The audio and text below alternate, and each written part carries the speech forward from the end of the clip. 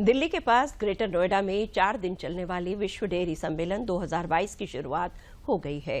करीब 50 साल बाद भारत में हो रहे इस सम्मेलन का उद्घाटन प्रधानमंत्री नरेंद्र मोदी ने किया। प्रधानमंत्री ने दुनिया के सबसे बड़े दुग्ध उत्पादन देश के भारत के प्रयासों का जिक्र किया तो देश के सहकारिता संगठन को दुनिया के गरीब देशों के लिए एक नजीर भी बताया है।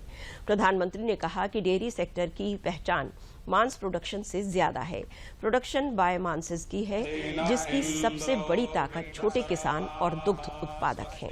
भारतीय संस्कृति और इसकी समृद्ध विरासत के प्रतीक स्वास्थ्य मंत्र की ध्वनि से गुंजायमान अंतर्राष्ट्रीय डेयरी संघ विश्व डेयरी सम्मेलन 2022 का सम्मेलन, जिसका उद्घाटन प्रधानमंत्री नरेंद्र मोदी ने किया।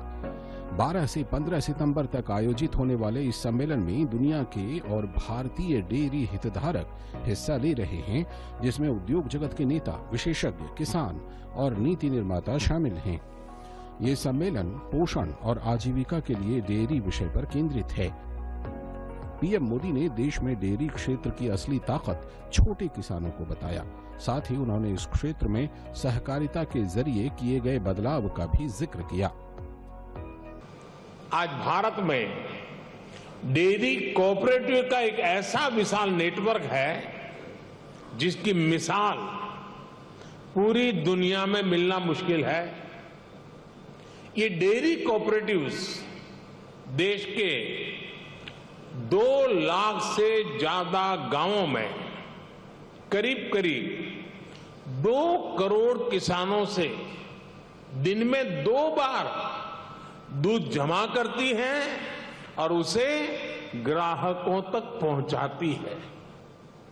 इस पूरी प्रक्रिया में बीच में कोई भी मिडलमैन नहीं होता।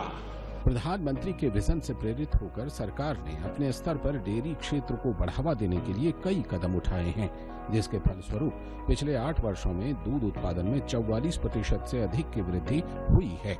आज वैश्विक दूध में 23% हिस्सेदारी भारत की है। देश में सालाना करीब 210 मिलियन टन दूध का उत्पादन होता है और इससे 8 करोड़ डेयरी किसान सशक्त हो रहे हैं, जिसमें बड़ी संख्या में महिलाओं की हिस्सेदारी है। पीएम मोदी ने कहा कि देश में पशुओं के व्यापक टीकाकरण पर भी बल दिया जा रहा है। उन्होंने बताया कि 2025 तक पशुओं को फुट एंड माउथ डिजीज और ब्रुसलोसिस की बीमारी से मुक्ति के लिए 100% टीकाकरण का संकल्प लिया गया है।